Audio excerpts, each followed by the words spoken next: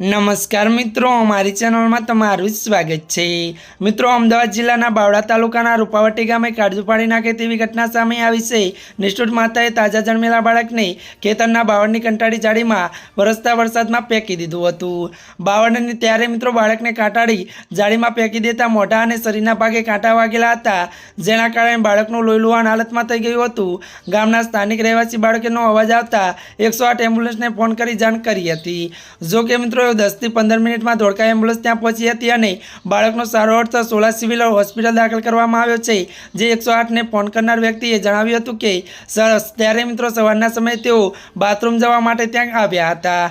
જો કે બસ સ્ટેન્ડની પાછળના ભાગે આવેલા ખેતરમાં બાવળની જાળીમાં એક નાના બાળકનો રડવાનો અવાજ આવી રહ્યો હતો। ટોર્ચ લઈને જ્યાં ત્યાં જોયું તો જોતા સાથે હૃદય કંપાવી દે અને શરીરમાં ધ્રુજારી આવી જાય તેવા દ્રશ્યો સામે આવ્યા હતા। જ્યાં મિત્રો અત્યારની આ દુઃખદ ખબર મળી છે, ત્યારે મિત્રો આજના માટે આટલું જ। અમારી ચેનલને મિત્રો લાઇક, શેર અને સબસ્ક્રાઈબ કરી દેજો।